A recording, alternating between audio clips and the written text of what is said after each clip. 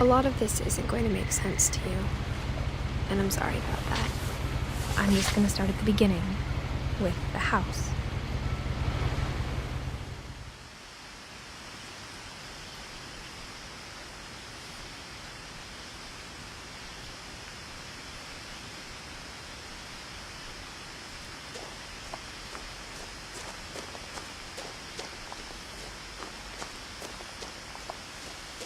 I lived here until I was 11, but I wasn't allowed inside half the rooms.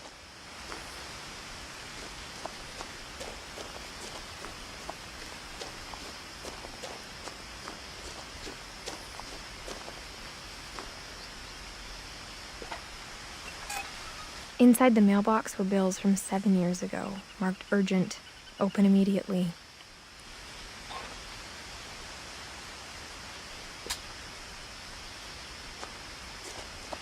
I hadn't been back since my brother Lewis's funeral.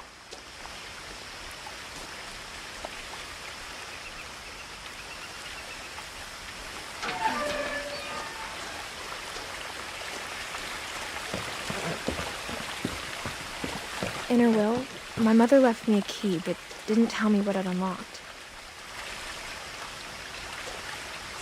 Maybe she thought I'd know, or she thought that the mystery would be enough to bring me back.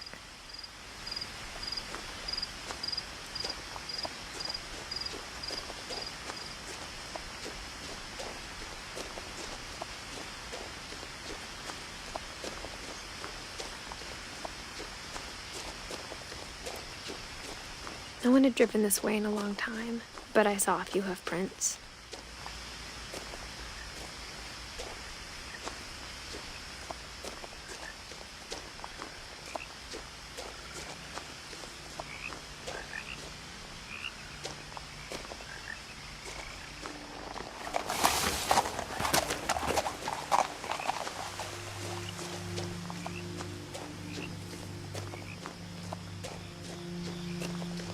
The truth is, even after I inherited the house, I never thought I'd come back to it. But now I had questions about my family that only the house knew the answers to.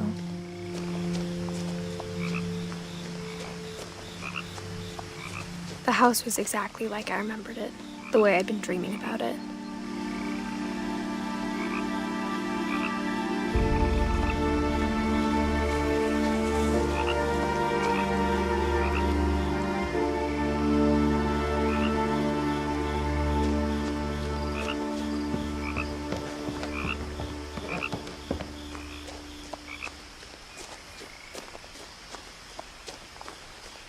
As a child, the house made me uncomfortable in a way I couldn't put into words.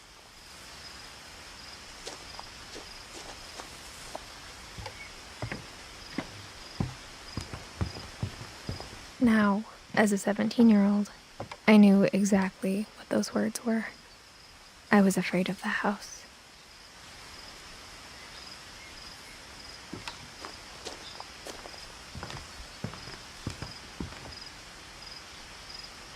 I hoped the key might unlock the front door. It didn't.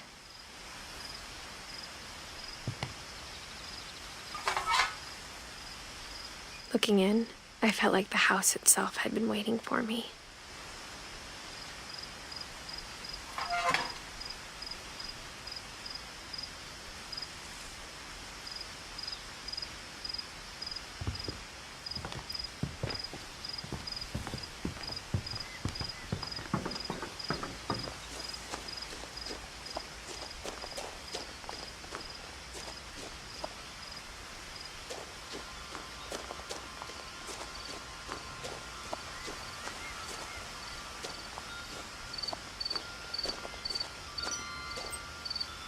The house felt like it had always been here.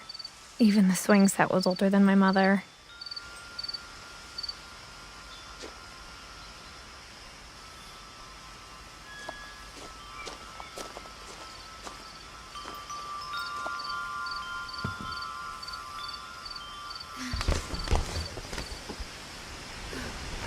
Crawling through the doggy door used to be a lot easier when I was 11.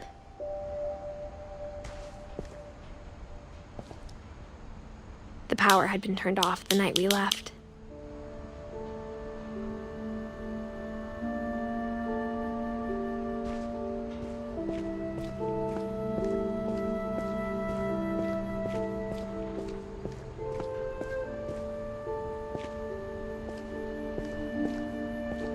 For the first time in years, I felt like I was home.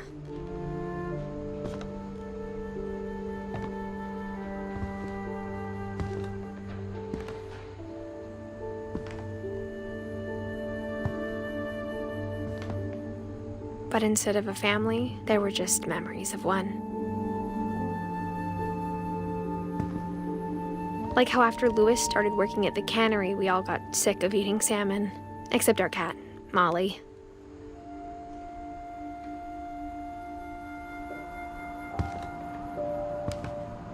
Or how only one restaurant would deliver to our house, so we had Chinese a lot.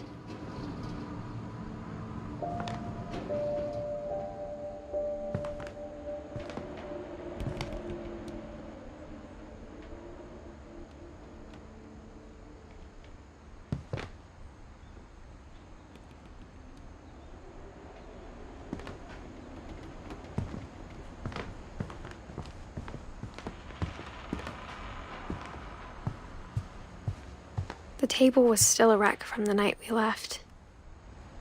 It was like a bomb had gone off, killing everyone but sparing the furniture.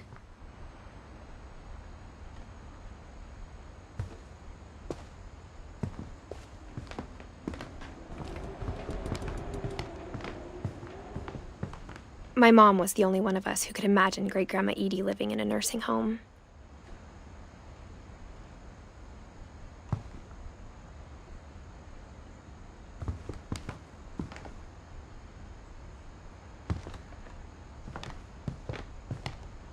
Nothing in the house looked abnormal. There was just too much of it, like a smile with too many teeth.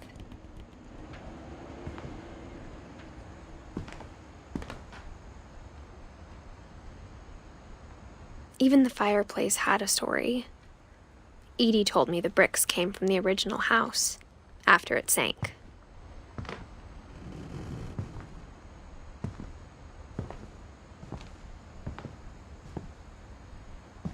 Mom always told me to stay out of the basement, so I wasn't too surprised when the key didn't fit.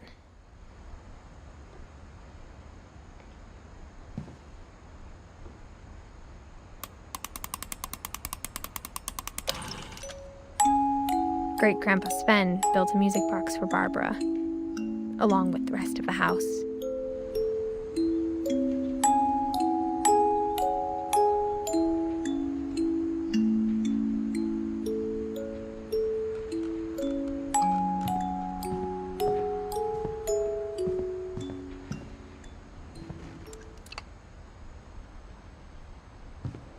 My mom wasn't much of an optimist, but she never stopped believing that my brother Milton was alive.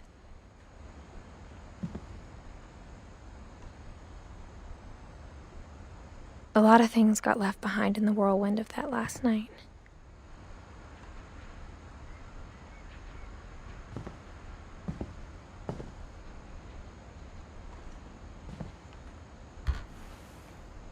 Edie told me once that every Finch who ever lived is buried somewhere in the library.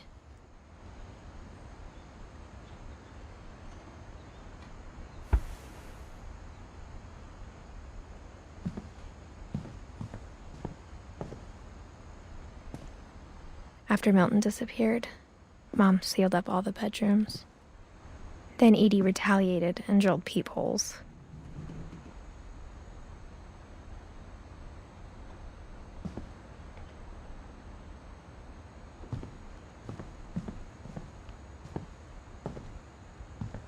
Whenever people ask me about my family, the first thing they always want to know about is Barbara.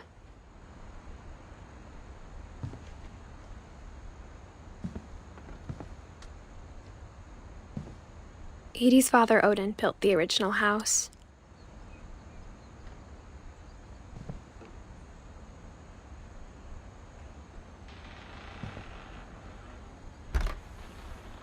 Barbara was a child star for 2 years, until America grew out of it.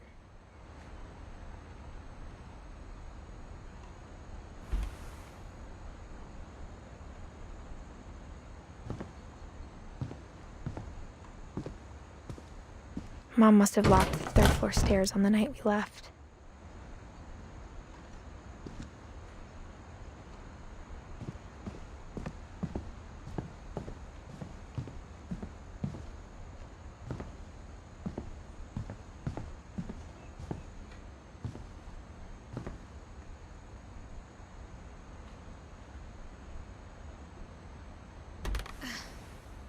The last time I was in Edith Sr.'s room, I was 10 and she was painting my portrait.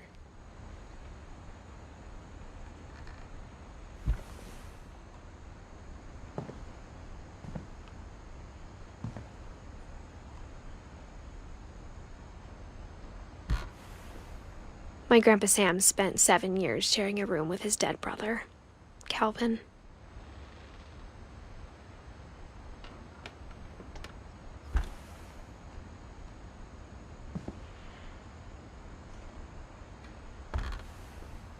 As a kid, I just assumed every house had peepholes and sealed rooms you weren't allowed inside of.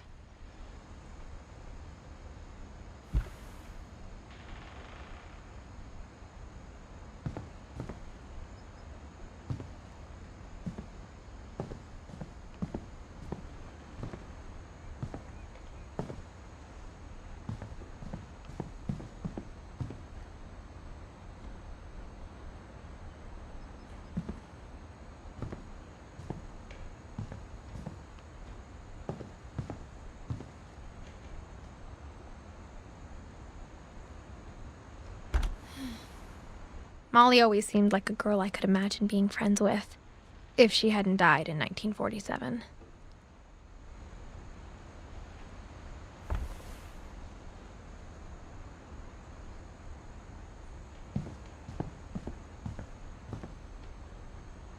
I spent a lot of time playing in Great Uncle Walter's room. I think my mom sometimes regretted not sealing it up.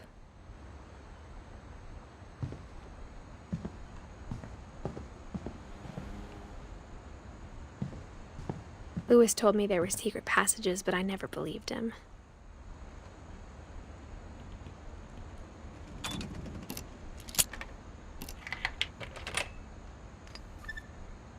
Turns out, my mom was really good at keeping secrets.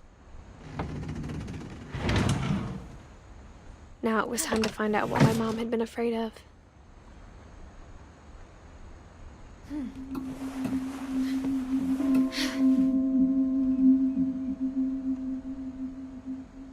From the paintings on the wall, it was clear my brother Milton had been here before me.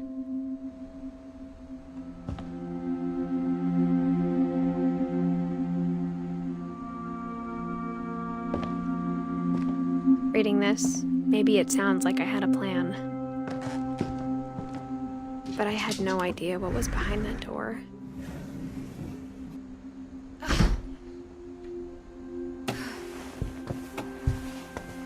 Just like I had no idea where all this was gonna lead.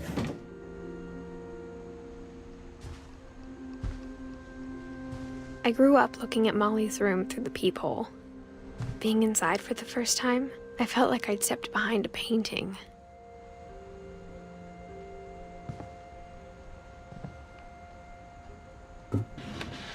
Molly's gerbil had a tiny bedroom with its own even tinier gerbil cage.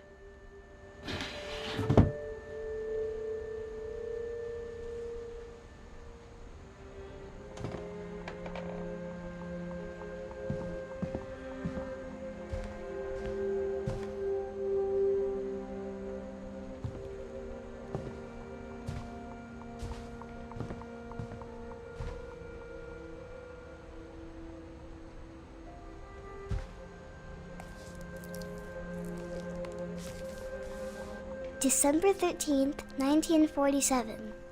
Dear Diary, I'll be gone soon, but I wanted to tell somebody about what's gonna happen.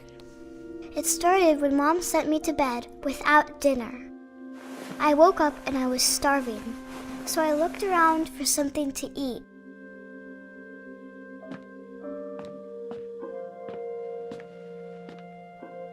The gerbil food was dry, but I didn't mind it.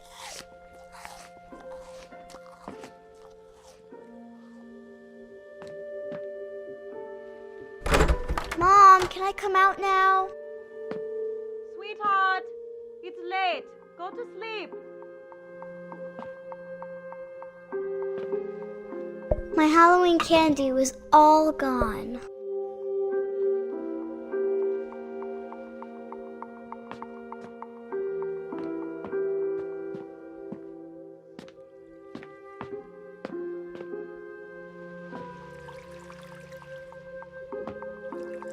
I thought about eating Christopher, but I held back.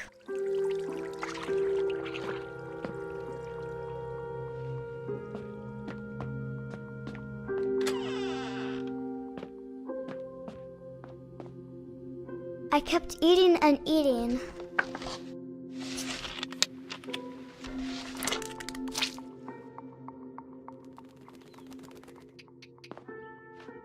I ate a lot of things that night.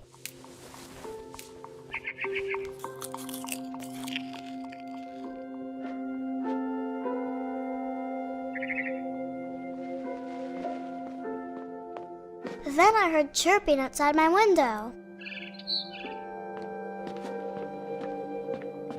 It was a barn swallow going back to her nest. I reached out for her.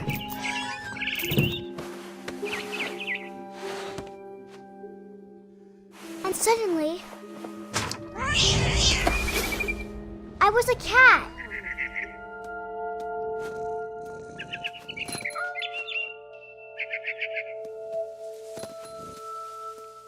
I tried to be quiet, but the bird was really scared.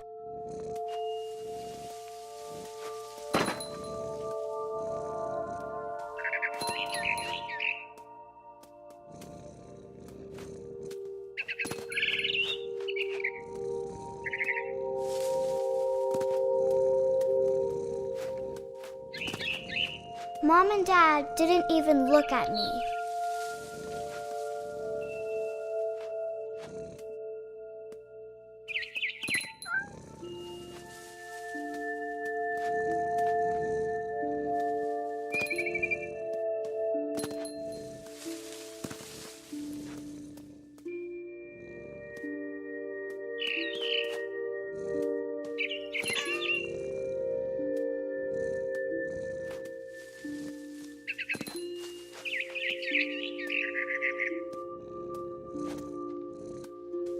I jumped and I almost got her.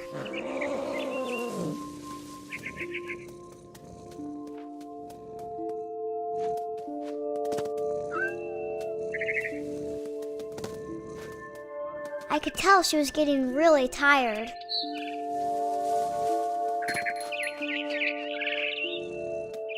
Now I was up in the big tree. I promised Dad I wouldn't climb it anymore. All I cared about was eating that mama bird.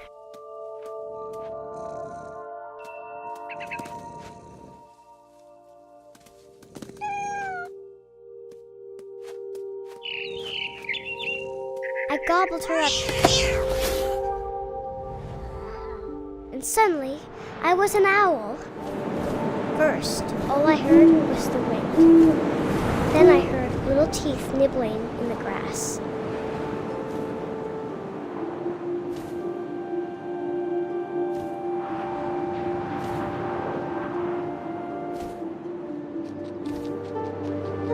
Rabbits.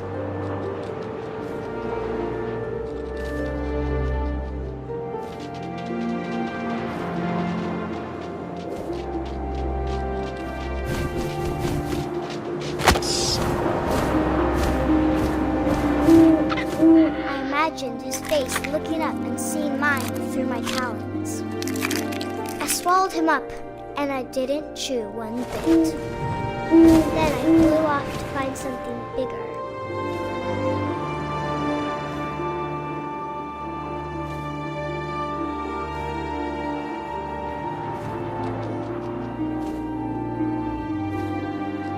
A mama rabbit.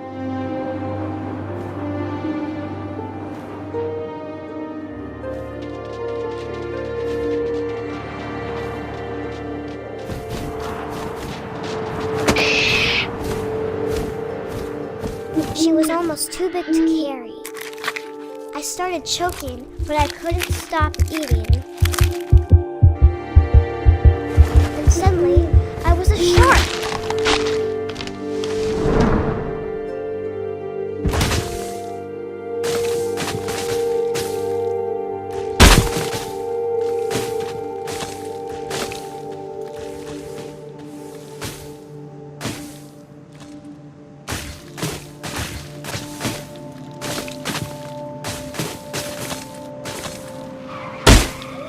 I rolled off a cliff and into the ocean. Now, I was hungrier than ever.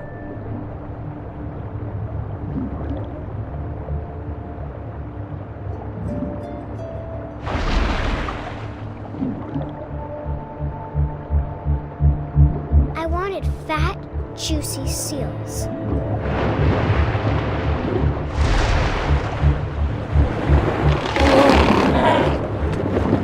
Off her flipper, and it tasted really good.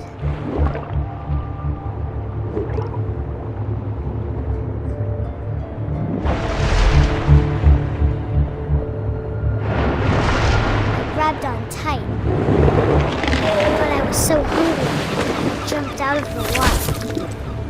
When I opened my eyes, everything had changed.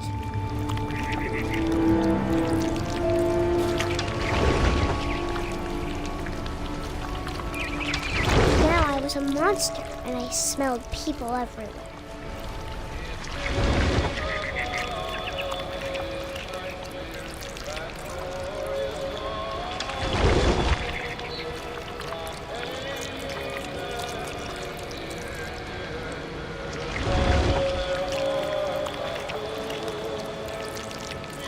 I was big, but I moved real quiet.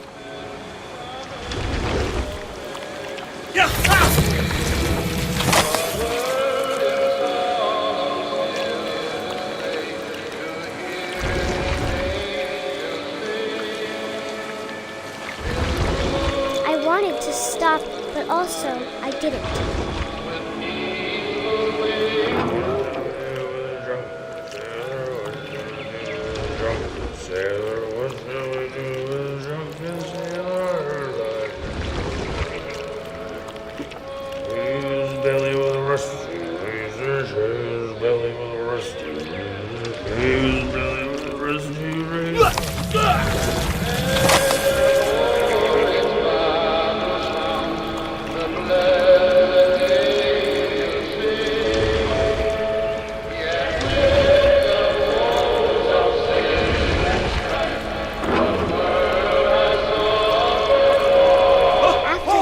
Passenger, I was still hungry, and across the water I smelled something new, something I had to have, so I swam towards it.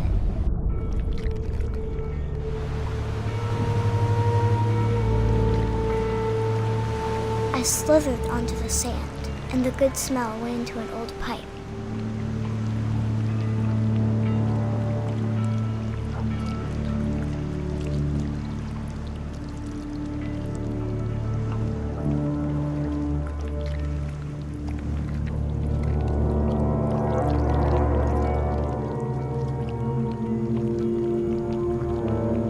I got closer and closer.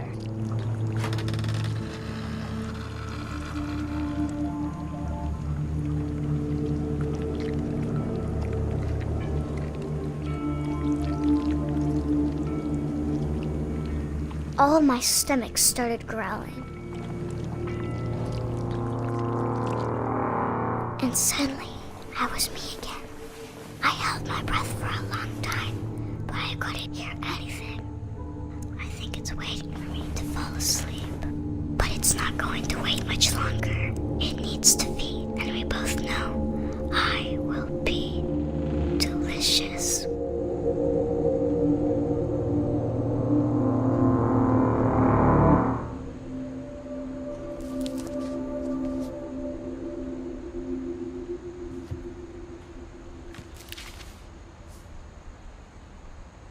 I'm not sure if I believed all of that, but I'm sure Edie would have.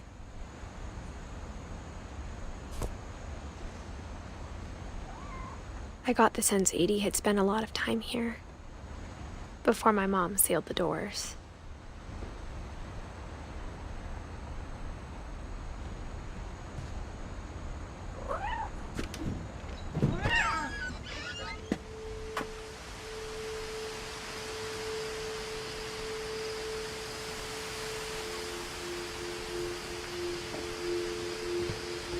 This will be obvious later, but my mom never told me any of these stories. Edie would have, but Mom didn't like bringing up the past. Though, when we adopted a stray kitten, she was the one who named it Molly.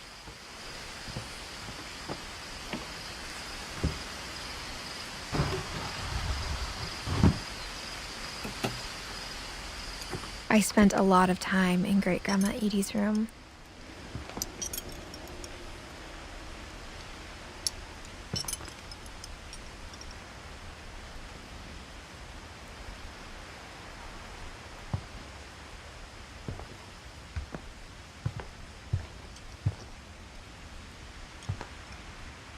Edie gave a big interview about a mole man living under the Finch house.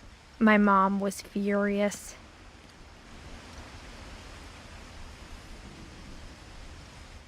I hadn't thought of myself as Edith Jr. for a long, long time.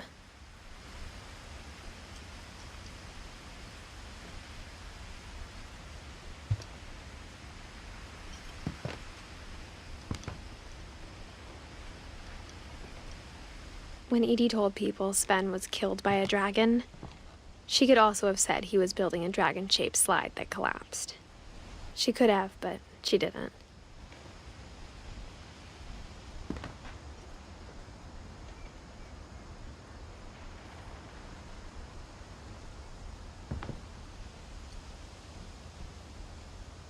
Even in her 90s, sometimes Edie seemed a lot younger than my mother.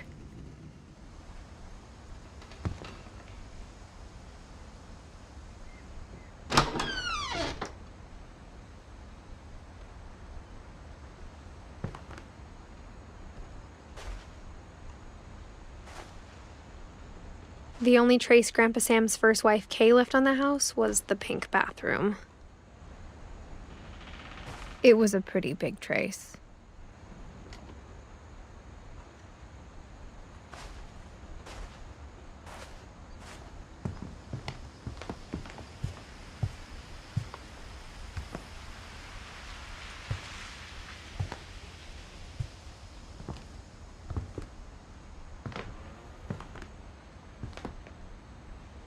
Her room was like a museum.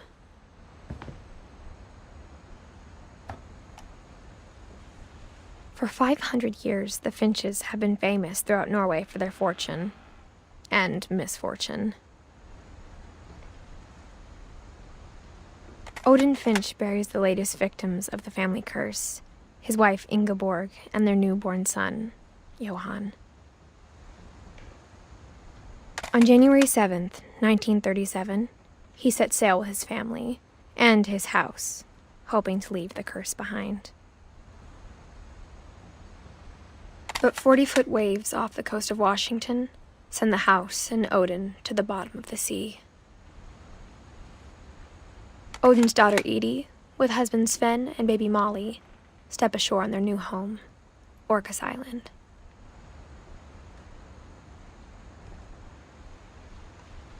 Odin Finch is the first to be buried in the new family cemetery. His daughter Edie is already dreaming of a new Finch house.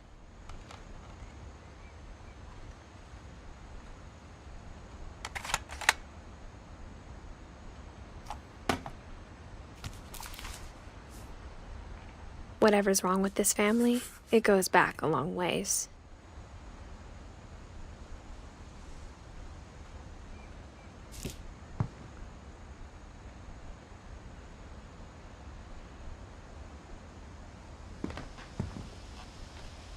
Edie knit me a new pair of gloves every year, just in time to replace the old ones. Louis died a week before we left, but Edie had already started to memorialize him.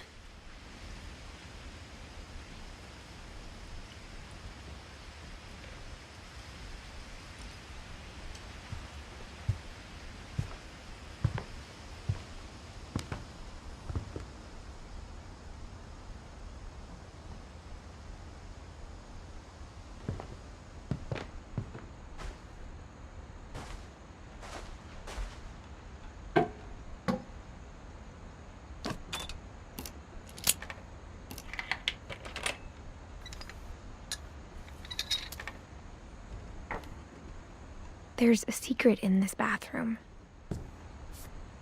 It's in the last place you would look. It isn't in the cupboard. It's hidden in this book.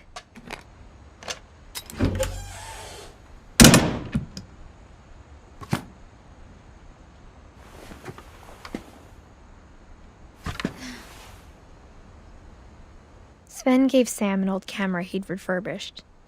He never put it down.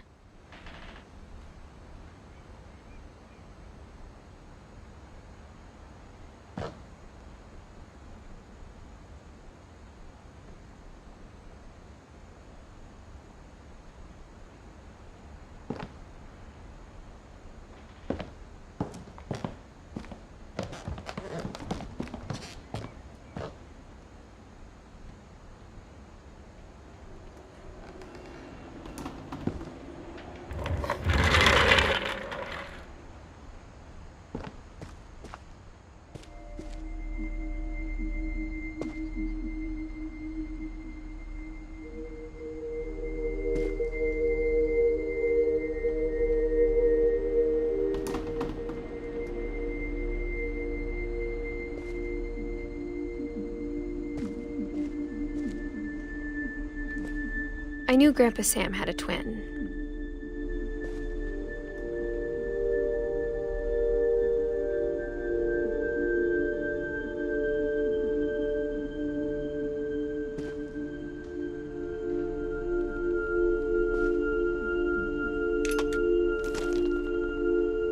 And that he never talked about him.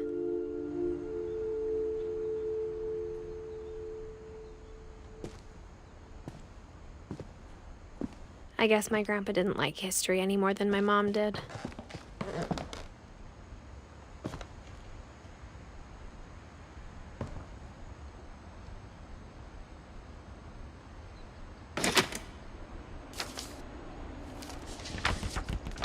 How I Want to Remember My Brother by Sam Finch. The thing I remember is that when he made up his mind, that was it.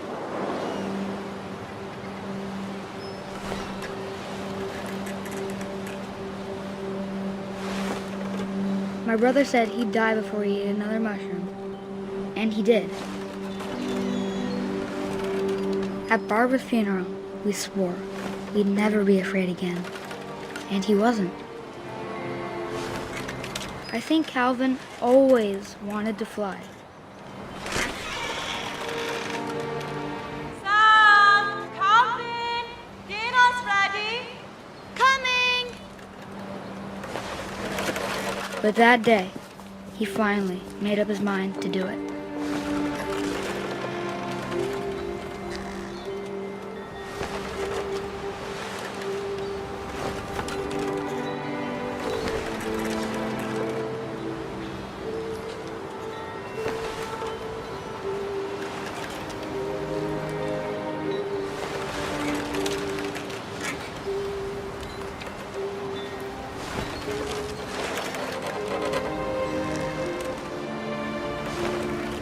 I told him going around was impossible. Maybe if I hadn't said that.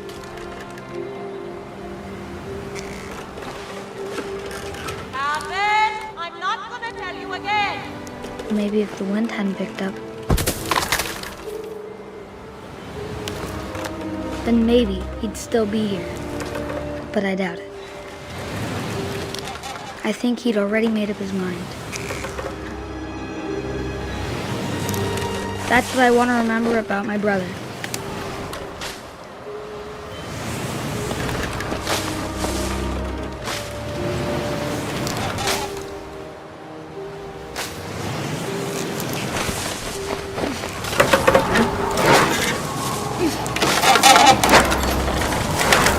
The day he made up his mind to fly, and he did.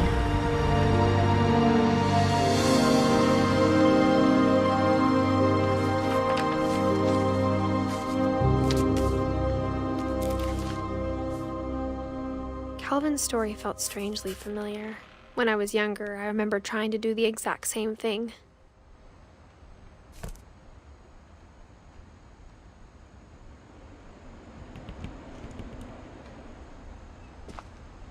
After the funeral, Edie roped off Calvin's half of the room.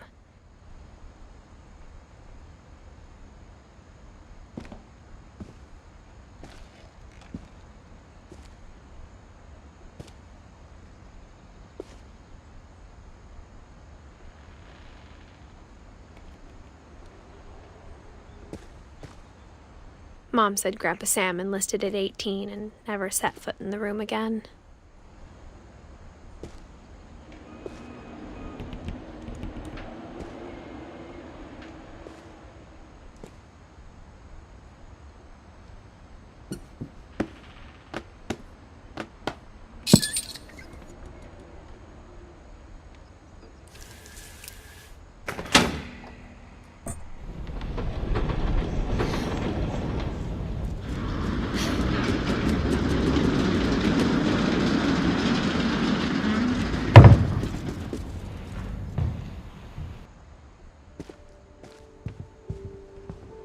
The passages were a pretty tight fit.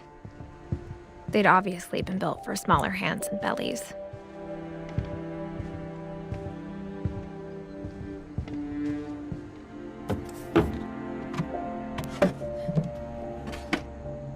Growing up, I always thought of Barbara as a child star.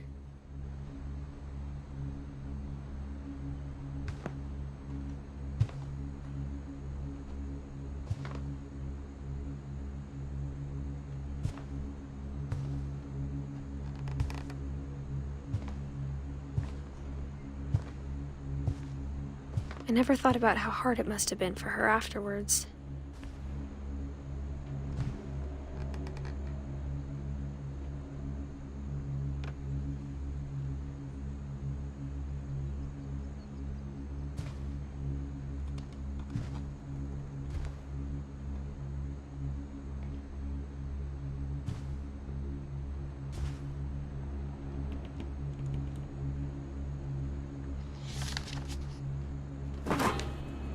Of all the stories people wrote about Barbara's death, I'm surprised Edie saved this one.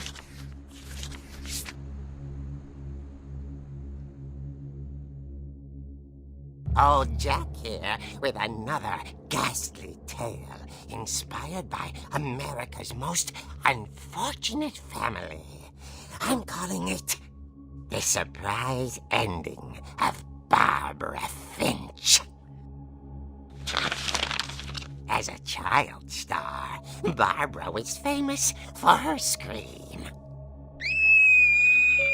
Now at 16, she was all washed up, a has-been. But in a lucky break, she'd been asked to perform her signature scream at a local convention for monster movie fans. It was just the boost her career needed. Unfortunately, her scream hadn't aged well. Getting better. I think you just need the right motivation. Her biggest fan and current boyfriend, Rick, was about to demonstrate when...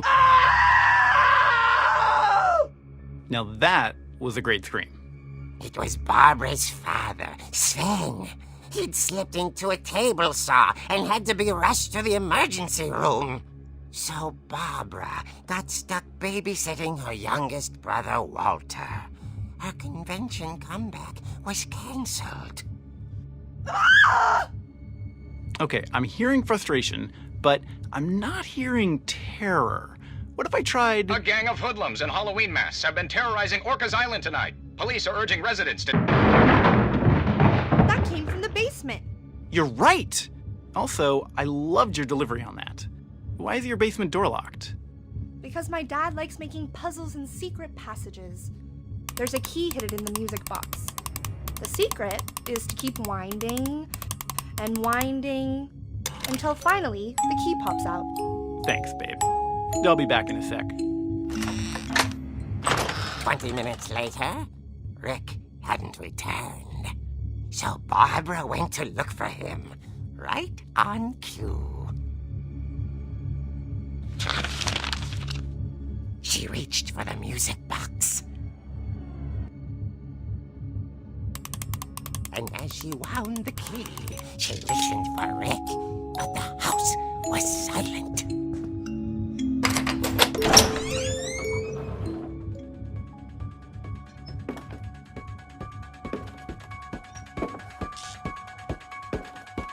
She found Rick's crutch and imagined the worst.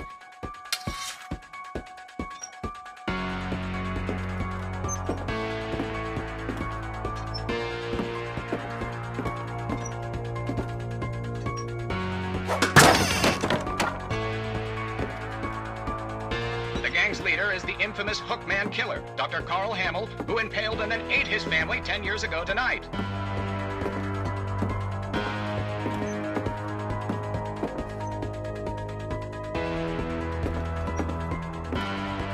The old fridge rattled and grew still.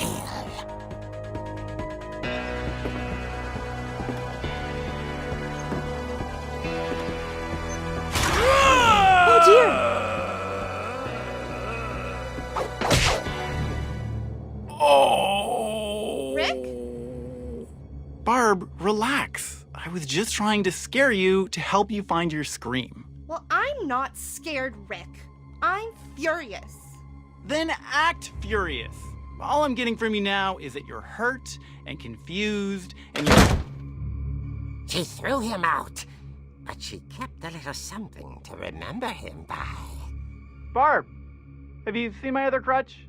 And she was still holding it when she fell asleep watching the late picture show. Hours later... Barbara! Walter, what's going on up there? Ah! Okay, I'm coming up, but if this is a trick, you're dead, Walter.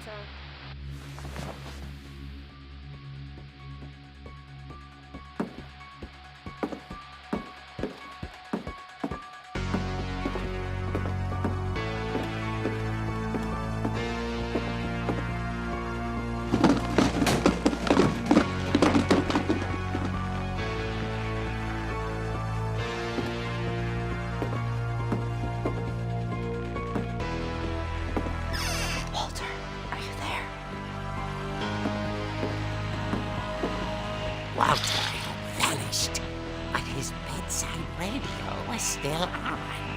Orcas Island police describe the man as 6 feet tall, with a steel hook for a hand. Residents are urged to lock all doors and windows and notify the police of any suspicious activity. Barbara turned, saw the hookman, and was speechless. He was quite smashing.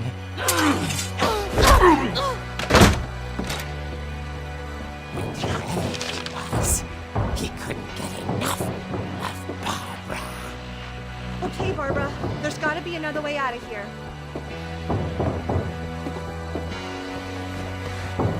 That night, she played her part beautifully.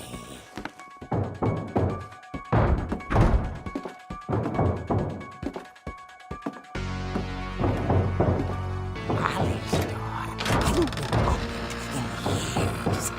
The hinges groaned.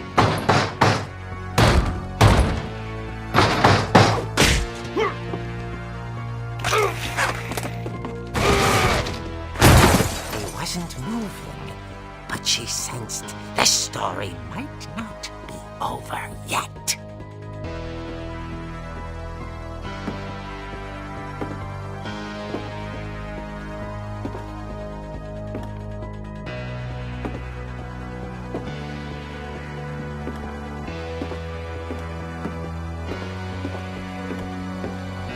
The hookman had vanished.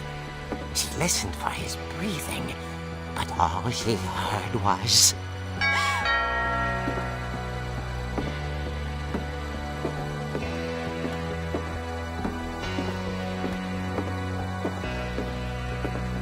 At the door, she heard whispering.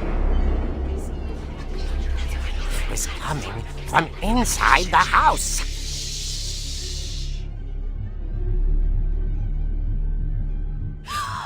Oh dear.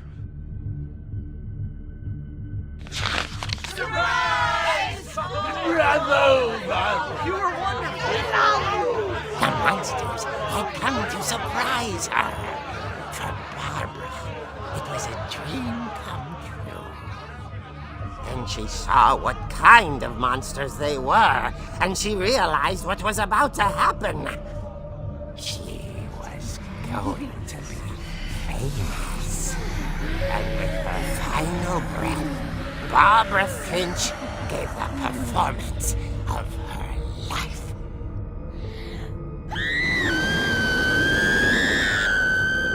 I wasn't there myself, but I hear Barbara was magnificent. Poor girl. She had a taste for stardom. But unfortunately, so did her fans. Of course, the police blamed it all on poor Rick, who disappeared the same night. And little Walter, hiding under his bed the whole time. He took it all pretty hard, but that's another story. As for Barbara, tucked inside the music box is all they ever found of her. Her ear. Now that's what I call a real eerie tale.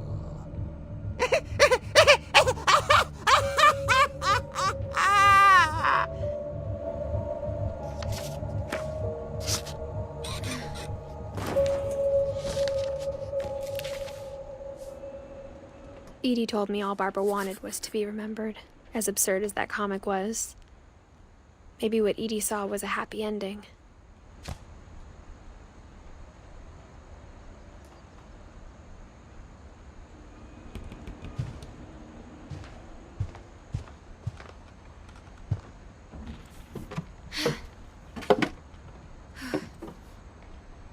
I guess now I know why Mom didn't like me playing with the music box.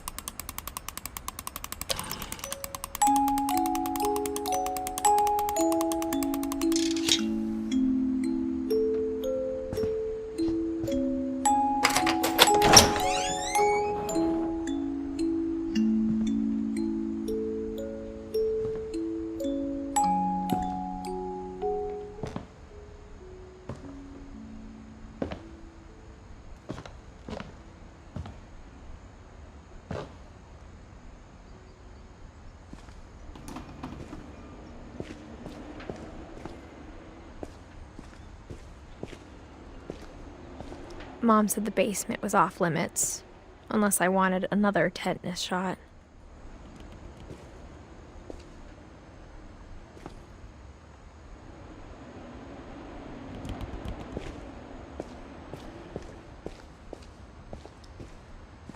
I saw Edie sneak down to the basement once, carrying packages.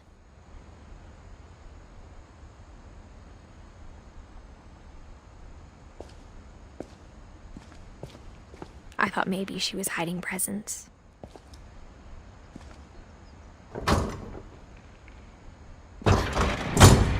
It turned out she was hiding a lot more than that.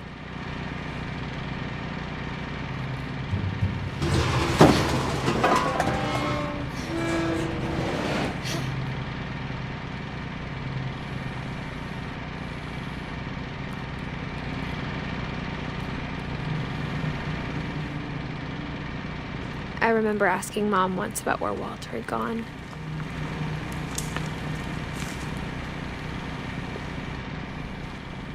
She said after Barbara died, he got as far away as he could.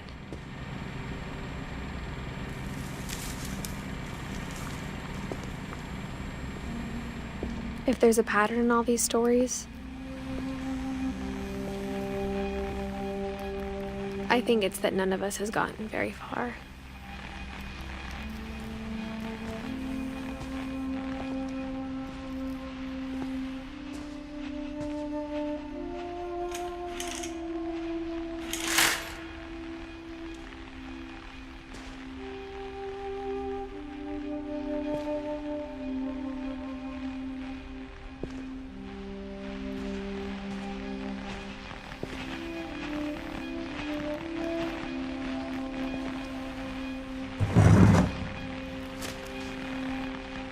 Goodbye, everyone. I can't believe I've been down here for 30 years. On that first day, after the shaking started, I didn't think I'd survive a week.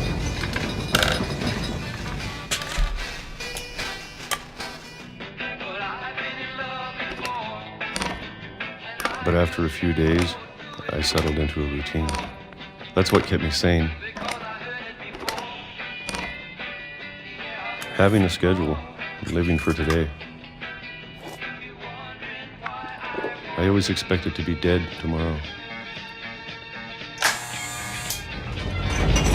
But if you wait long enough, you get used to anything.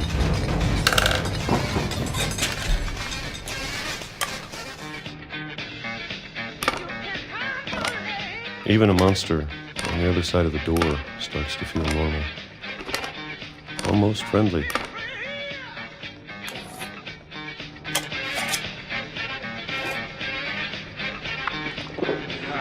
And then one day, everything just stopped. Whatever that thing was, it was gone. Maybe it got tired of waiting. Or maybe I just got tired of being afraid.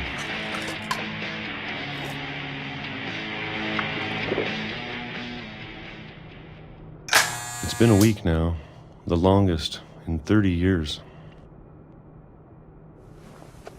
I'm done waiting.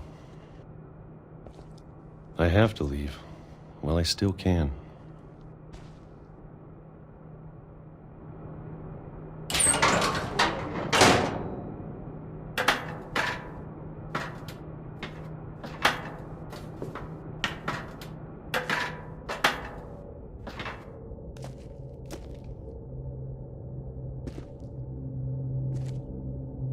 I know it's out there, somewhere. Whatever killed Barbara.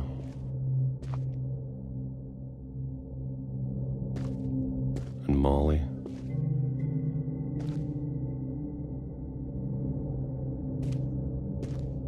And Calvin. Maybe this is all a mistake.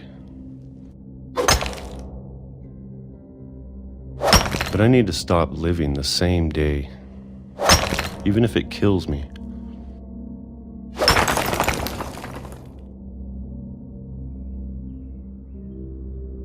Whatever's out there, I want you to know I'm ready for it.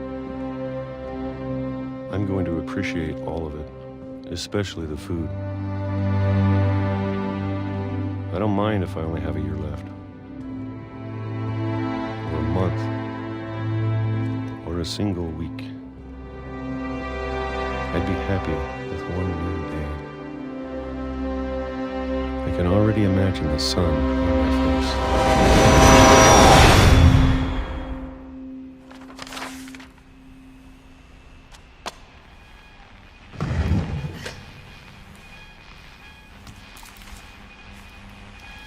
Walter died when I was 6. I can't believe my mom never told me he was down here.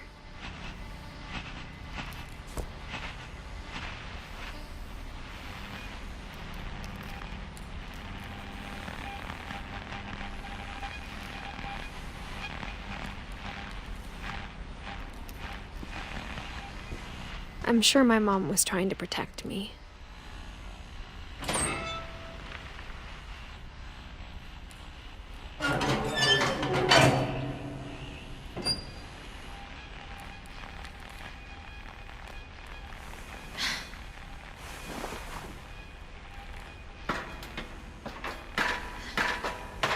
Maybe she was afraid I'd end up like Walter.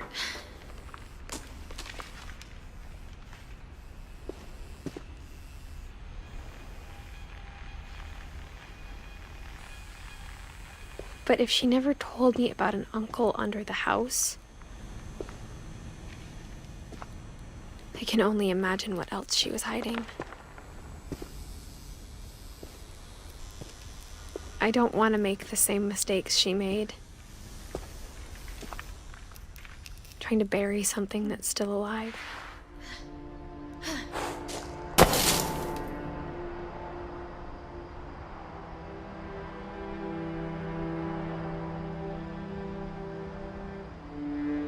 Now that there's only one of us left, or maybe two, I thought it was time I heard the stories for myself and found out what happened to everyone else. But now I'm worried the stories themselves might be the problem.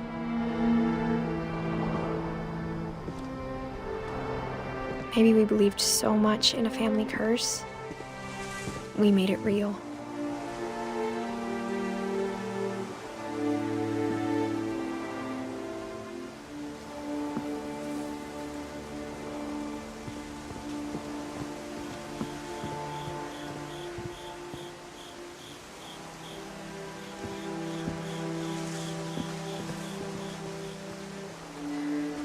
I don't know if I should even be writing this.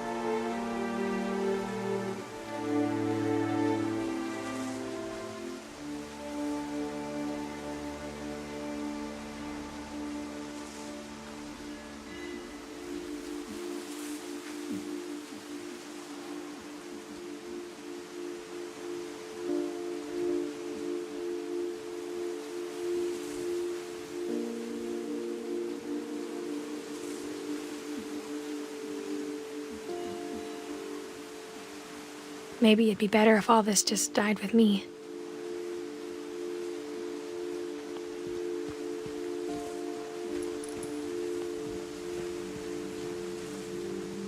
But I thought you should know about your family.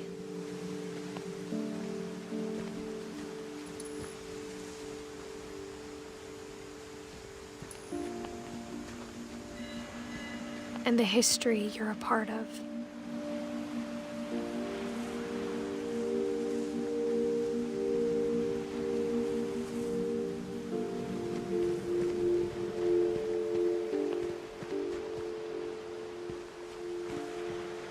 Though to be honest, I feel as lost as you probably do right now.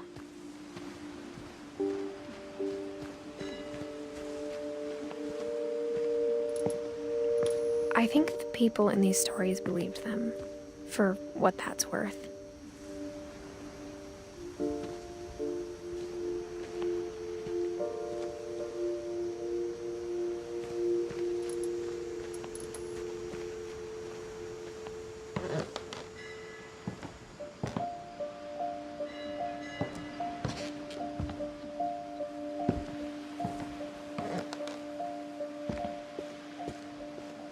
And when you look at the house, that history of imagination and stubbornness and madness, any of it seems possible.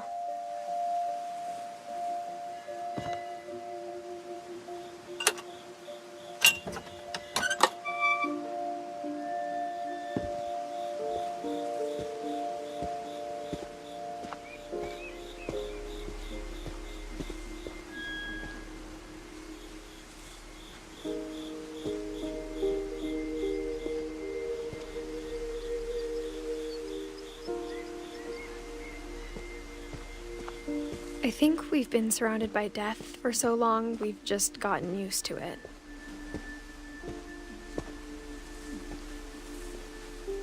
What kind of family finishes building a cemetery before starting the house?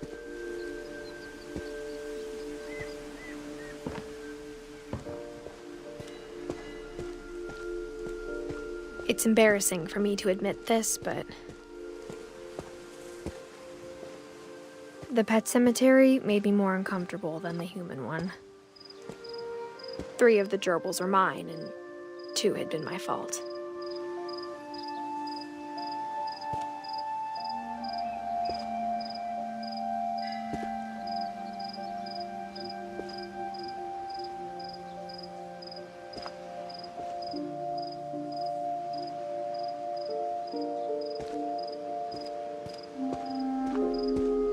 Sven built the house, but it was Edie who designed the cemetery.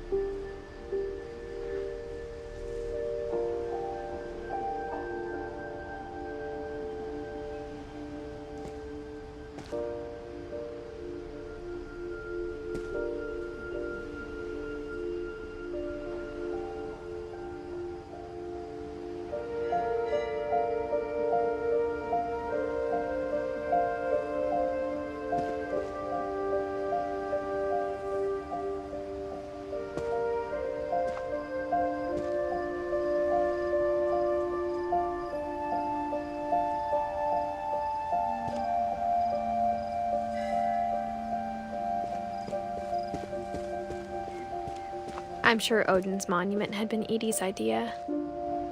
My mom was always trying to move on, but for Edie, the past never went away.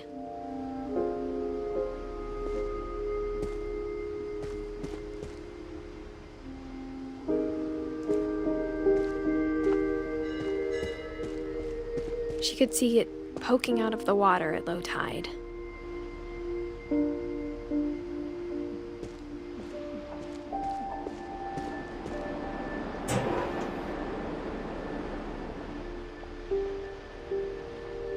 Edie said she dreamed about the old house every night.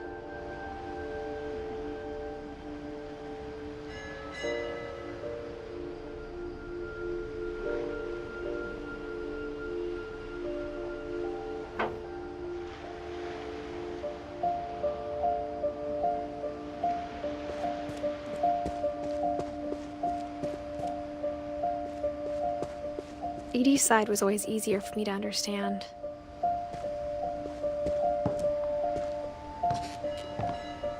But the older I get, the more I can see where my mom was coming from. Her dad had been pretty strict, but it wasn't enough to save her brothers. She was just trying to do better.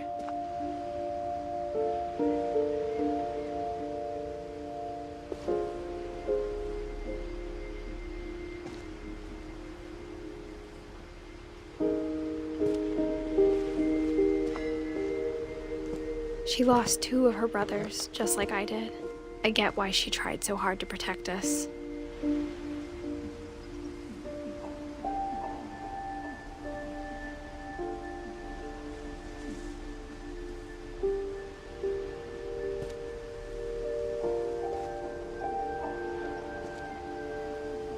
We never found Milton's body, so my mom insisted we were putting up a monument, not a tombstone.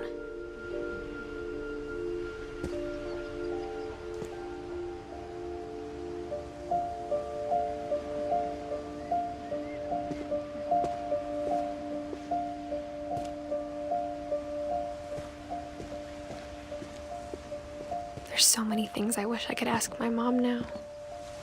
Part of me thinks this is what she wanted all along. For me to come back someday and find everything out for myself.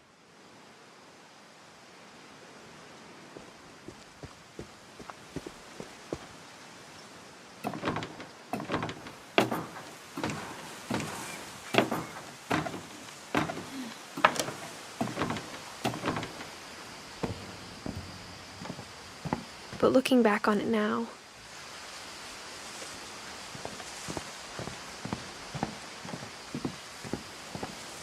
if she told me there was going to be so much climbing, I never would have come when I was 22 weeks pregnant.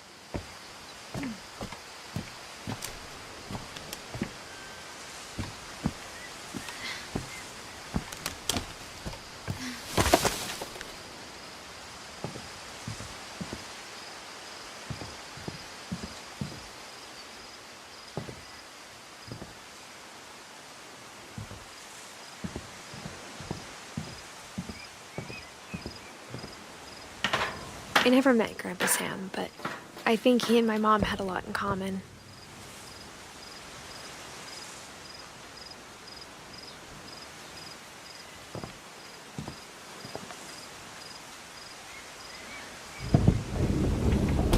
They were both pretty intense.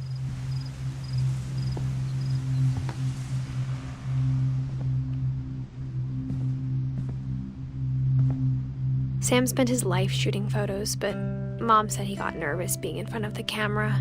I guess we're all afraid of something.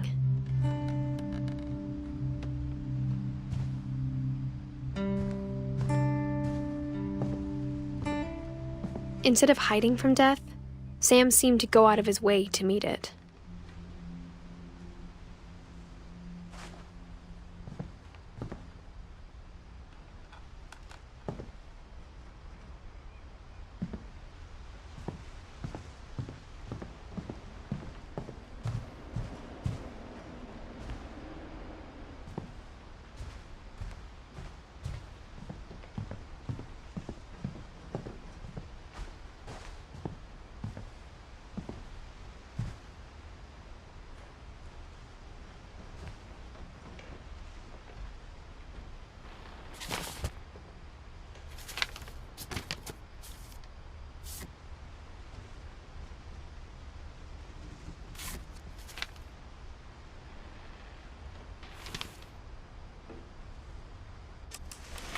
Dawn, I promise, you'll never forget this weekend.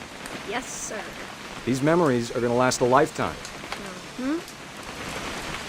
What? Am I gonna have to shoot anything? It's a hunting trip, Dawn. Shooting is strongly encouraged. It's too early, Dad. Perfect. It's gonna rain the whole weekend, isn't it?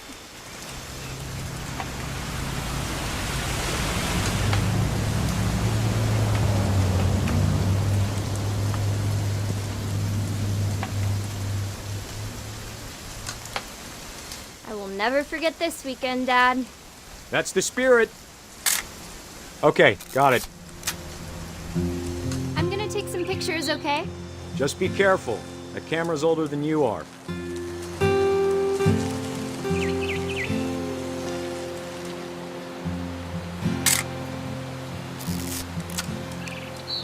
You're right, Dad. It's starting to clear up. Still freezing, though.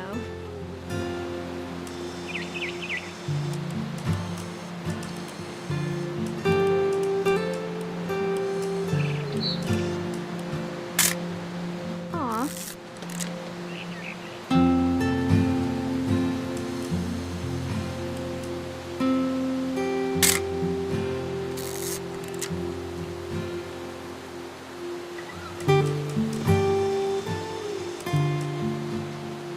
Definitely should not have drunk all that coffee.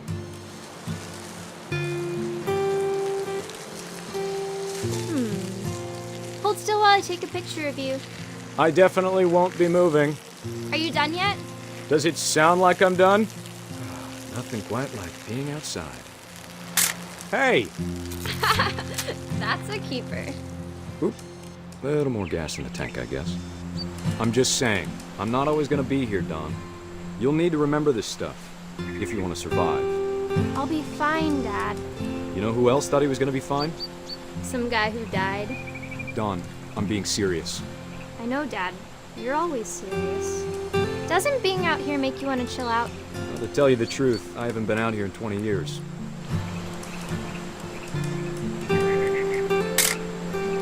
Don, don't you think you could find something more interesting to photograph? Last time I was with my brother Calvin.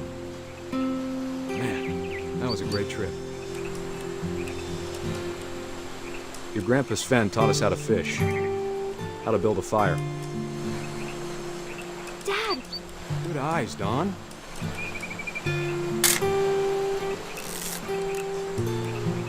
Before you take the shot, let me get a picture of you.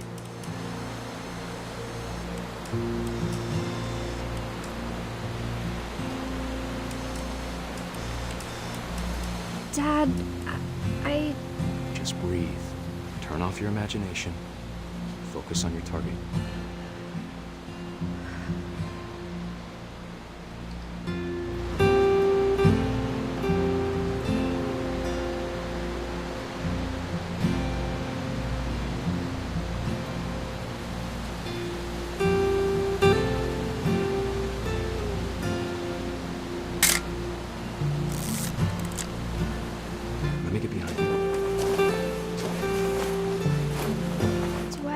to do this? Dawn, you don't have to do anything. But if you want to survive, you'll need to be strong.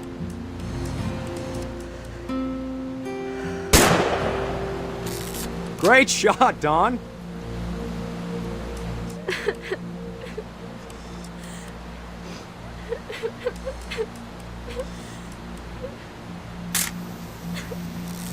I'm proud of you, Dawn. Always remember that, okay?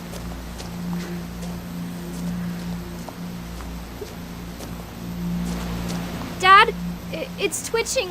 I think That's it's totally normal, Dawn. Just focus on the camera. Try not to think about— Dad!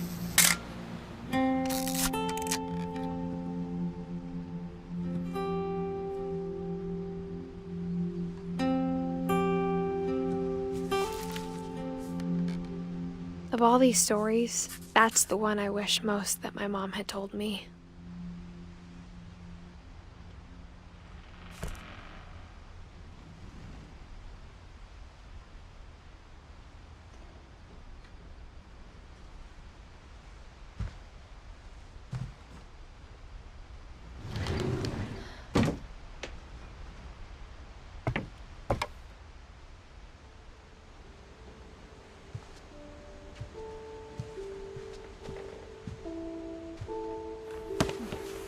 After Sam died, my mom and Edie got really close.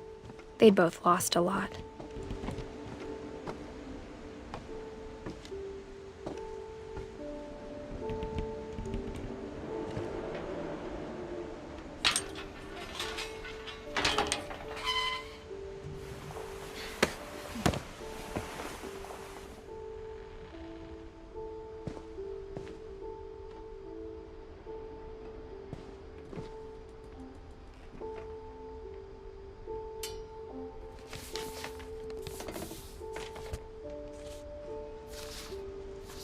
Dear Kay, do you remember the way Gregory used to laugh when he thought he was alone? Like something funny was happening, but only he could see it.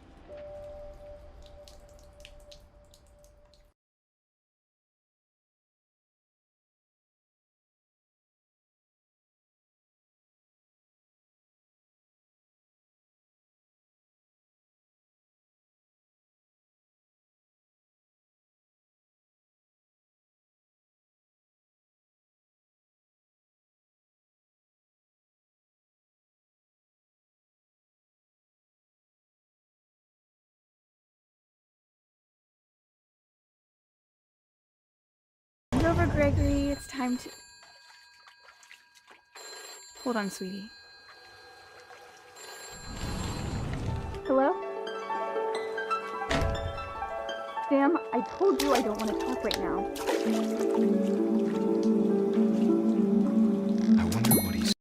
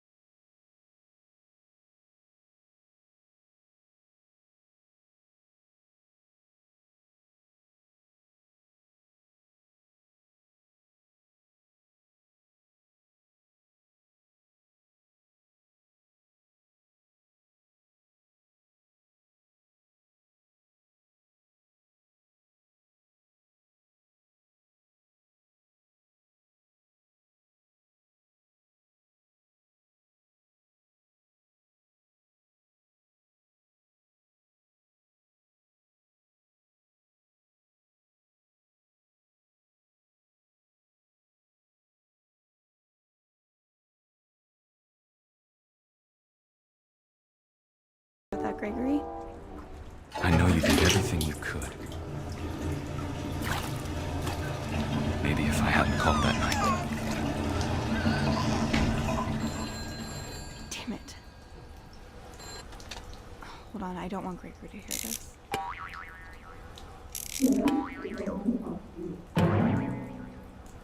I wish she could have told.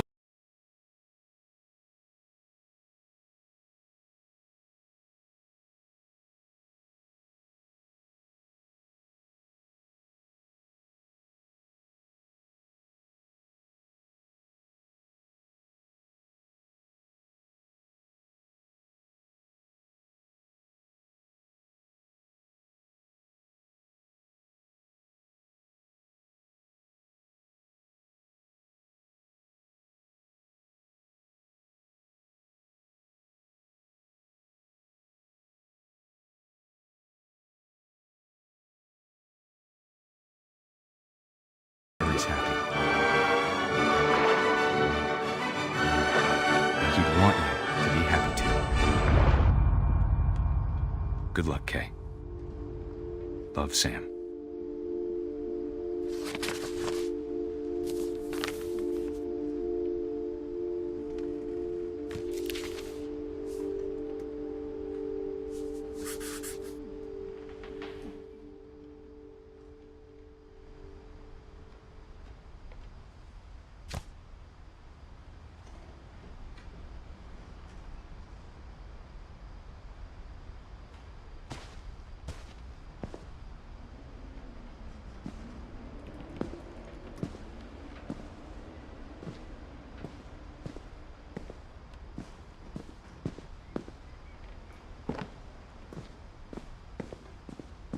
I can't imagine my mom ever writing poetry, and yet... A poem for Gus, who always said the wedding was a bad idea. Our father never hit us kids, at least not very hard, before the day my brother said with teenage disregard that he'd be dead before he'd see a wedding in our yard.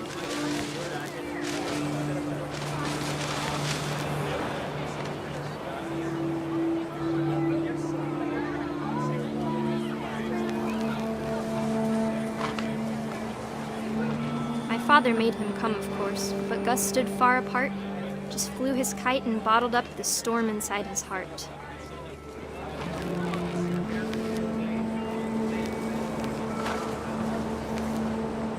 I tried to talk him out of it, but though he'd never met her, "We don't need a stepmom," were the words that I now remember. pronounce you husband and wife. You may kiss the bride.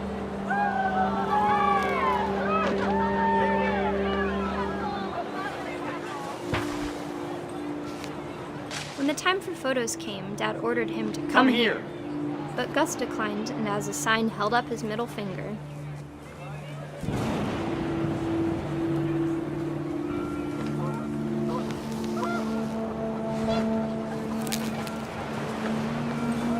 The wind picked up, and panicked geese appeared and quickly went. But all the humans did that day was go inside the tent.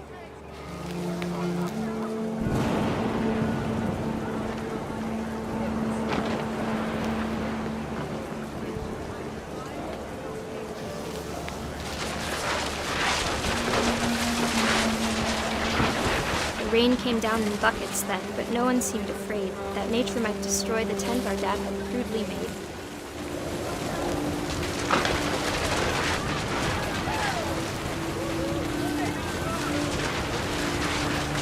The thunder sounded much too close and full of angry power. But all my father said to this was, "Make the music louder."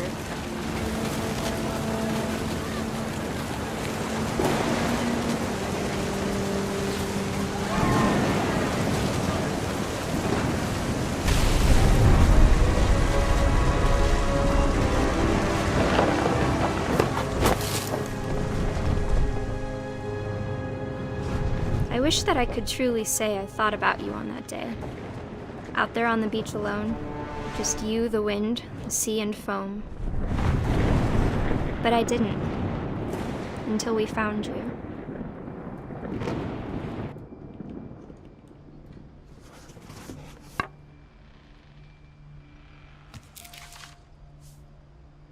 She never talked about him, but Mom told me once if I was a boy, they were going to name me Gus.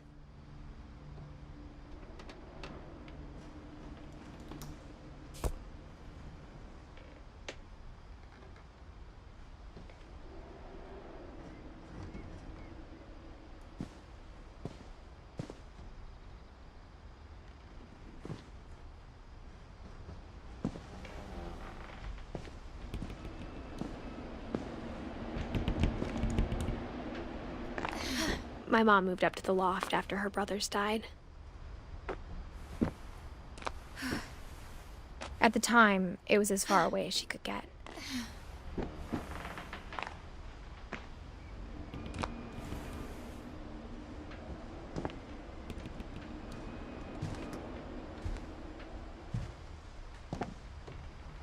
She spent a summer building houses in Calcutta, where she met my dad, Sanjay.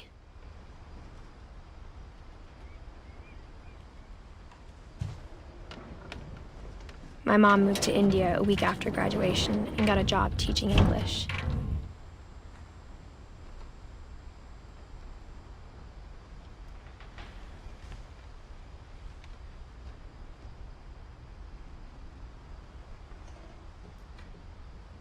Louis was born a year later.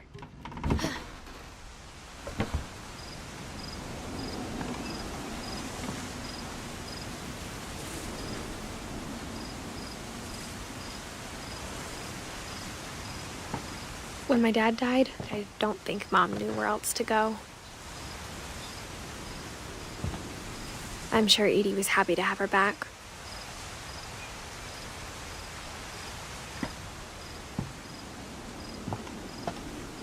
And to see kids in the house again.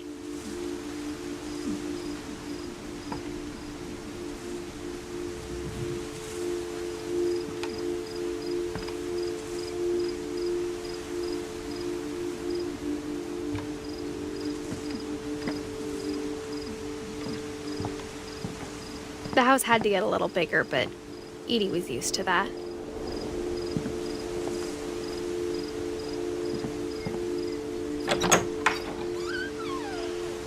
And for a while, things were good. Almost normal.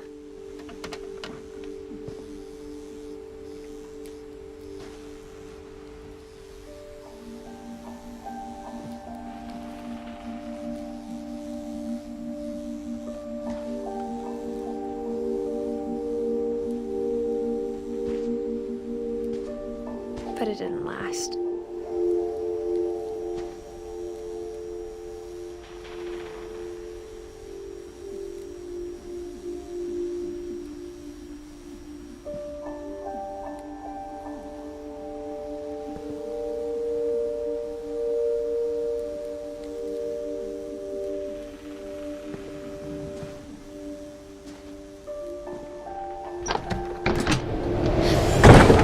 The beginning of the end was Milton's 10th birthday, when Edie gave him a castle.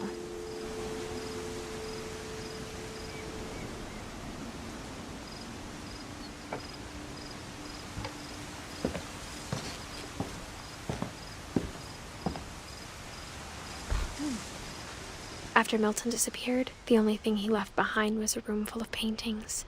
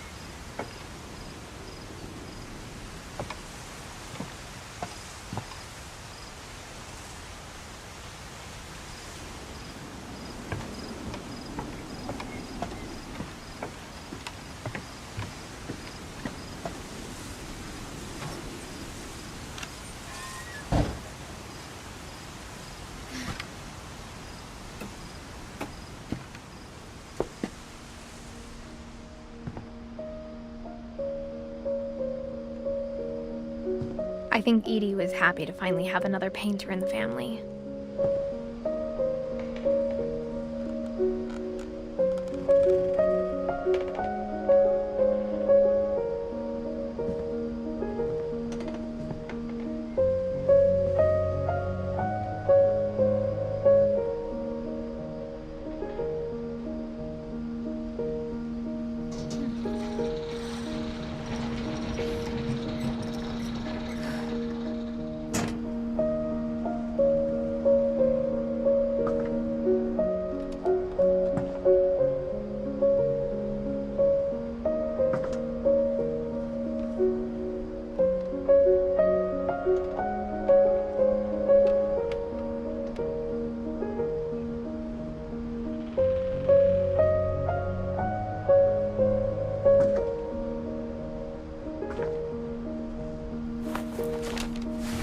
Milton Finch in The Magic Paintbrush.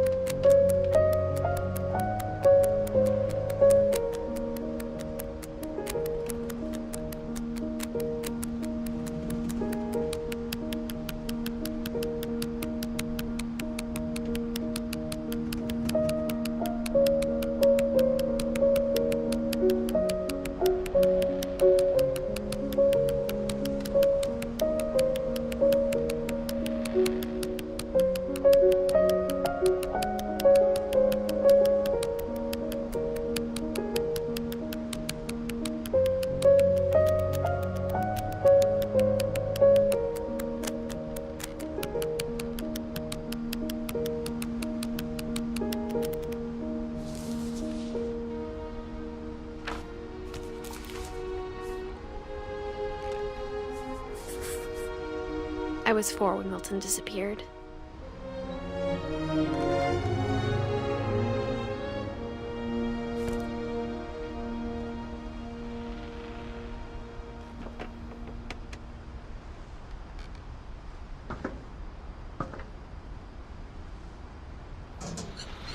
Mom spent months searching for my brother. Then she sealed the doors.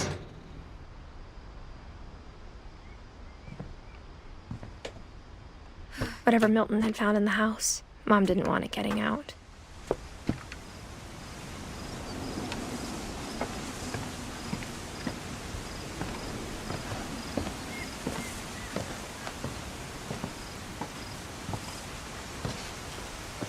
Mom definitely blamed Edie, but I think Louis blamed himself.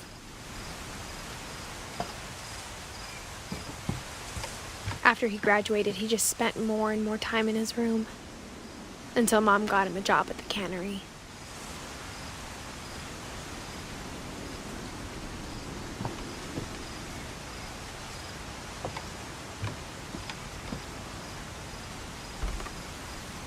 Everyone always told me to stay out of Louis's room, except Louis.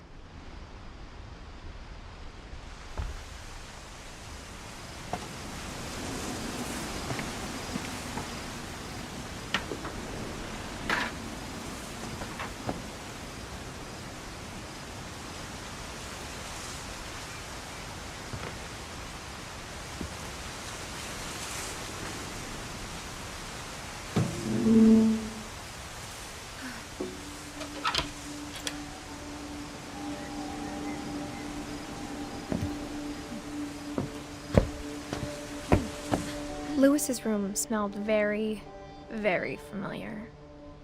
That part of him lived on.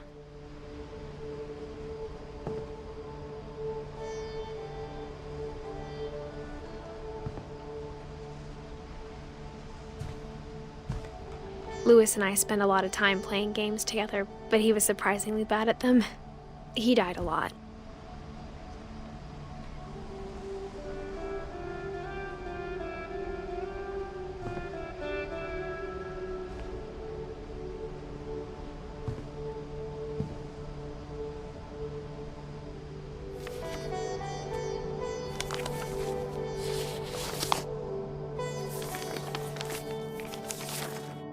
Dear Mrs. Finch, as Louis's psychiatrist, I can understand your desire for an explanation.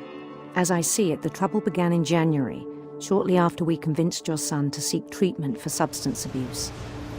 Newly sober, I believe Louis first noticed the monotony of his daily life.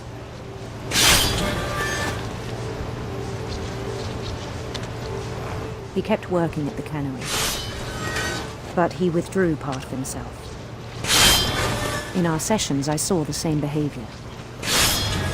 His mind began to wander. I asked him to describe it. He said he started small, imagining a labyrinth. he'd feel his way about. Then something moved.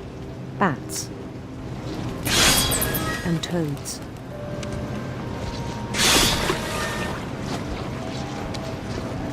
And things that have not names. He knew it was all in his head.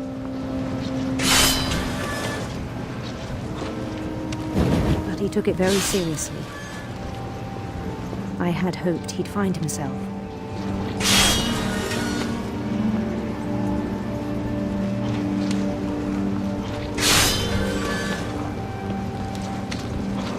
But he found something more.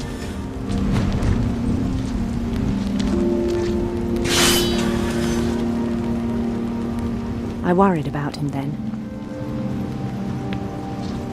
Daydreaming at the cannery. I spoke with his boss. But he said Lewis had become a model employee. Methodical, tireless, focused. Like a whole new Lewis. So I let him go on.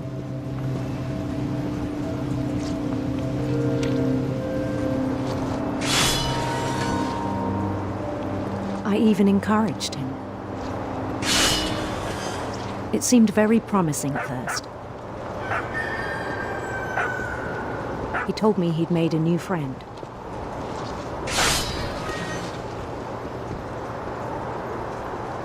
On the edge of a city he named Lewis Topia.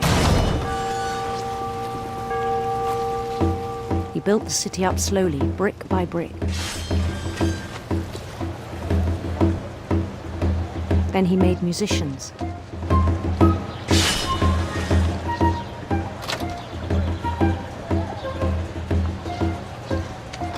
And songs for them to play. He talked about starting a band. And he was always humming something. Every day his imagination grew stronger.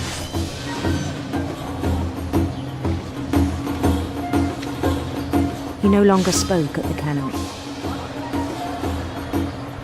But his chopping was as reliable as ever. And one day it struck him that all the cheering crowds, even the stones under his feet, were all in his imagination. So he could do whatever he wished.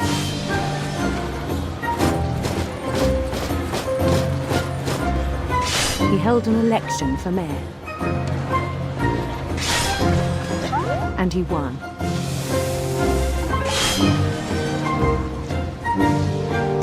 They begged him to stay, but his mind was already wandering. It became a game for him.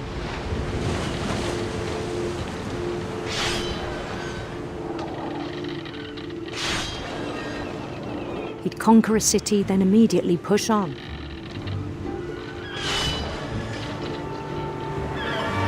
New Louisville.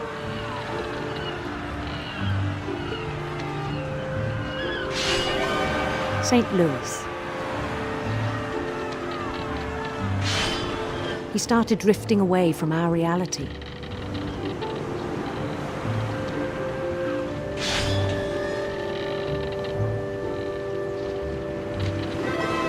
Minneapolis. Until one day he forgot to go home from the cannery. Even as his mother pleaded with him, part of Lewis kept sailing on.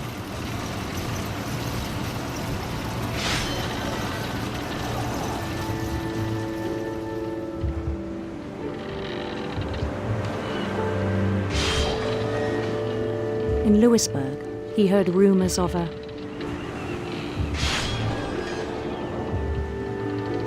handsome queen.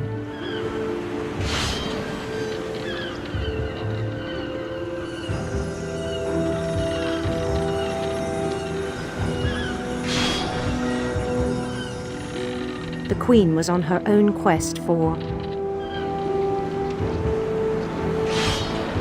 Sinister serpents.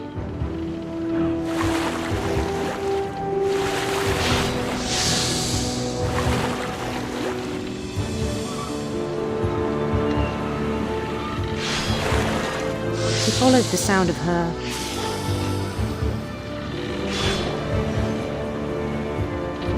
silver harp.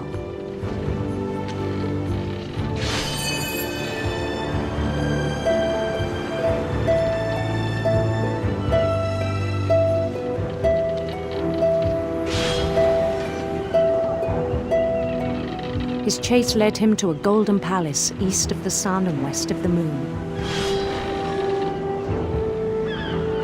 Even then, his logic remained sound.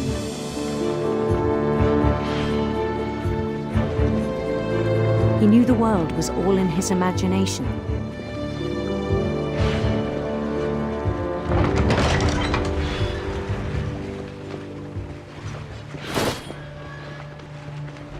But he was so proud of having created it.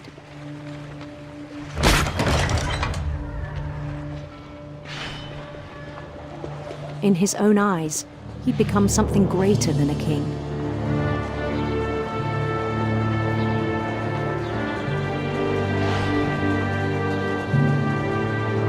For someone who'd never known success in the real world, I think it was overwhelming. And then it struck him that the real Lewis was not the one chopping salmon, but the one climbing the steps of a golden palace.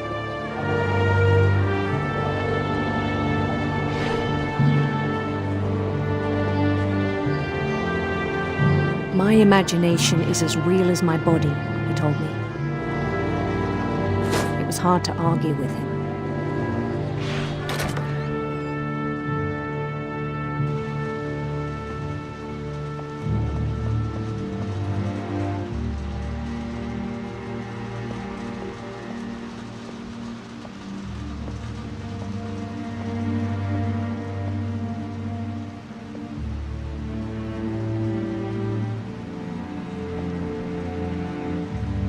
Began to forget the world we know.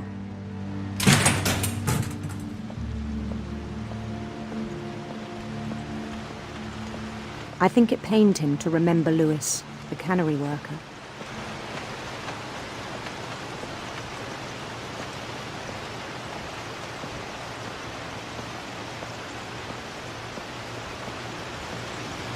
He began to despise the man with a royal contempt.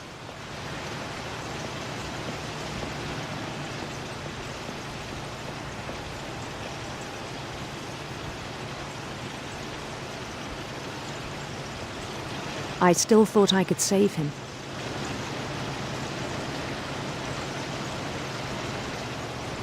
Even after he said he was being crowned king over all the lands of wonder.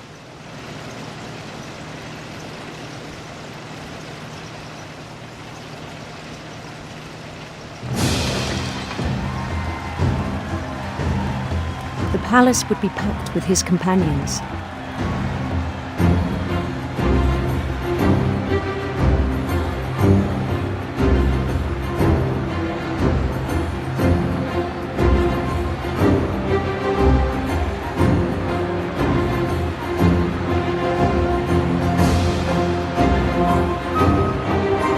Including the wise Calico who had insisted on advising me.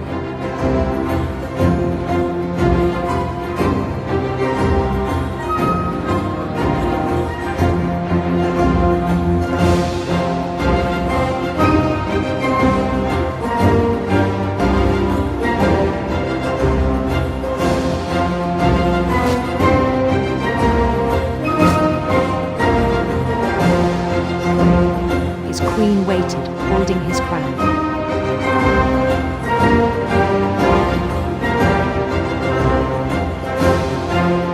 There was only one thing left to do.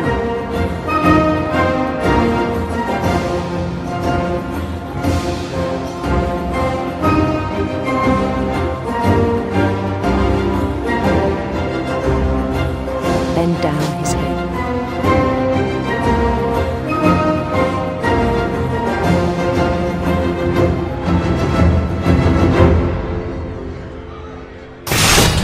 And the rest I think you know. Mrs. Finch, your son was a kind man who will be missed by all of us who knew him.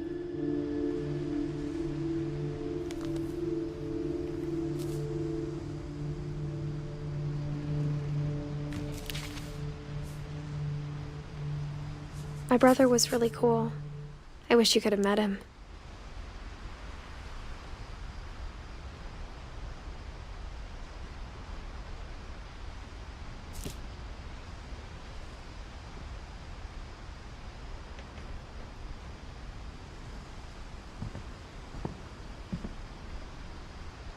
He was so proud of being Indian. I think for him, it was a way to be something other than just a Finch.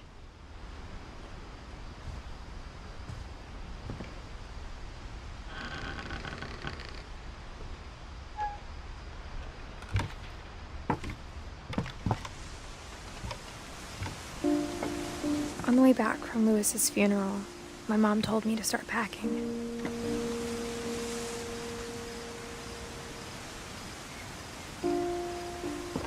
She waited until the day before we left to tell Edie.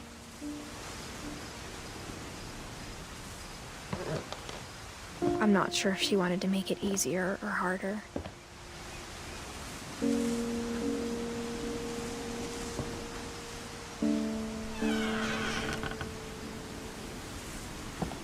I wish we'd stayed.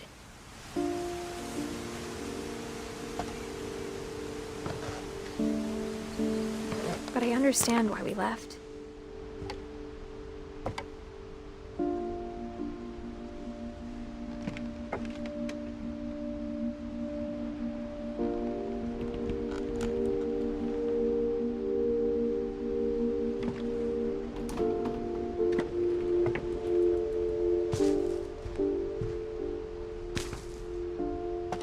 My mom ended up leaving everything behind.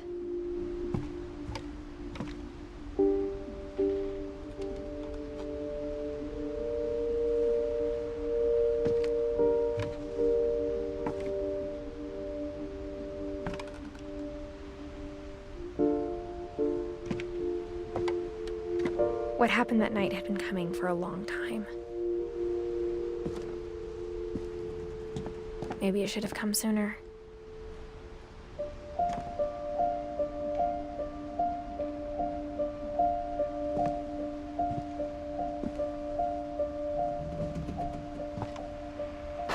But it had to end one way or another. All that's left now is to tell you about that last night.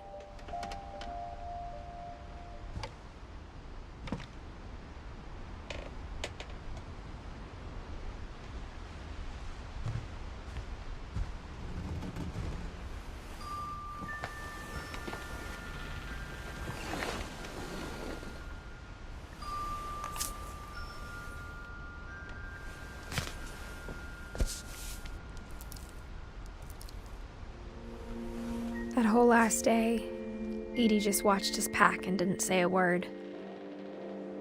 Until supper, when she raised her glass and said, "To our final night together, and all our final nights apart." Grandma, you know what I said about alcohol. Some of your medications are very Edith, specific. I left a present for you in the hallway. Why don't you go open it? The grown-ups have to argue now. I'm sorry, you're right. We're all leaving tomorrow. Let's just enjoy our last... I'm not leaving. Edith, you're excused.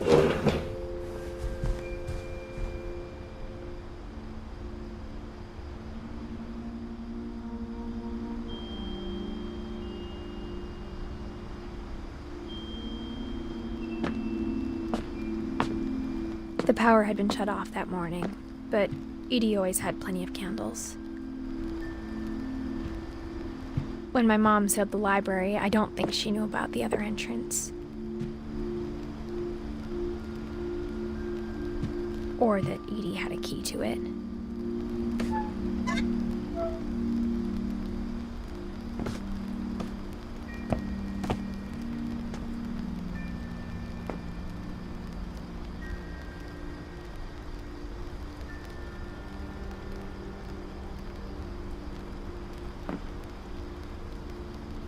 The thing you're afraid of isn't going to end when you leave the house.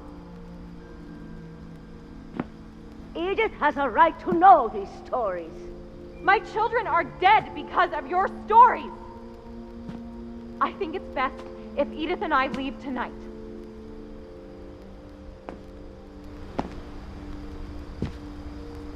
We'll have the nursing home send a van for you in the morning, okay?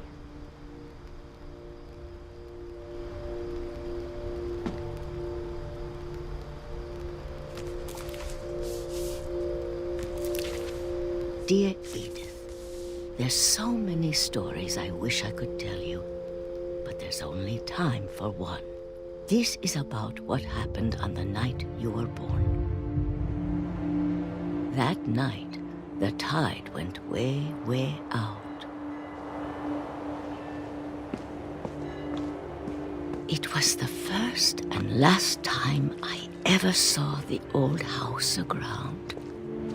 There'd been an earthquake out in the middle of the ocean.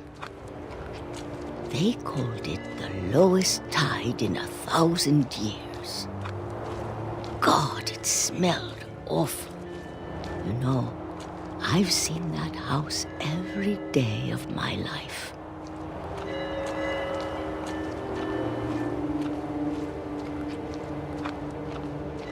But I never thought I'd go back to it.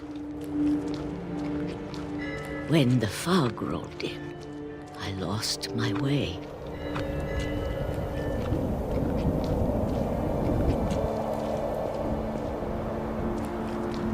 I got turned around.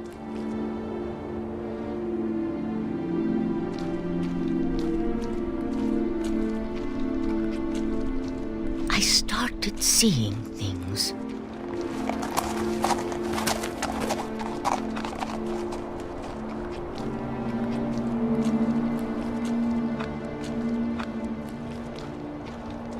Things I'd forgotten had ever existed.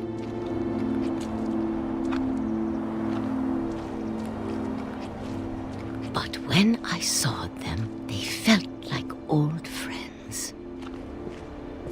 That night, a lot of things came back to me. Or maybe I came back to them.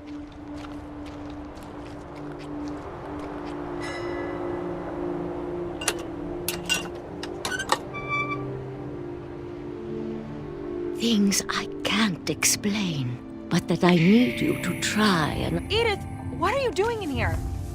It's mine. Edith! Mom, you're gonna rip it! Let go! I kicked and screamed, but Mom dragged me to the car. I never saw Great-Grandma Edie again.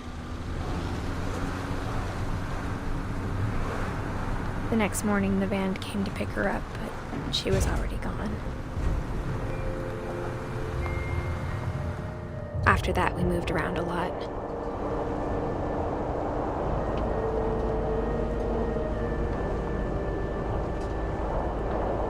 We both tried to make the best of it.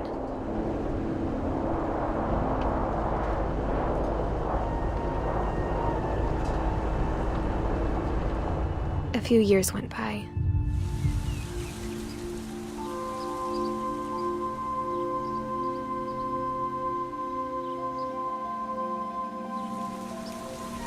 My mom didn't like to talk about it, but she started getting sick a lot. The rest happened pretty quickly.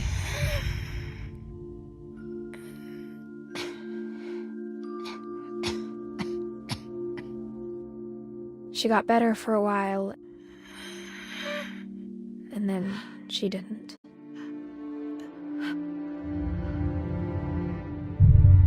And then I was alone.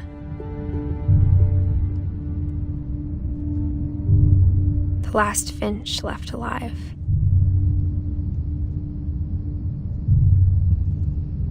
Until I found out about you.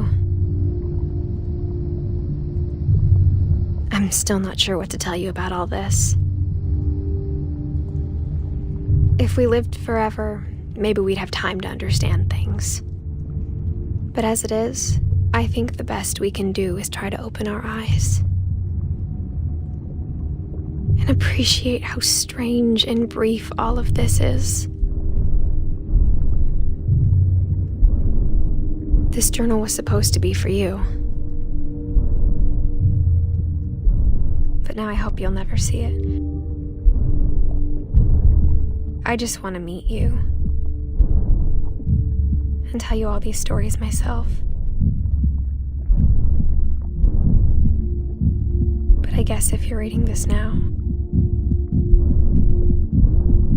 things didn't work out that way.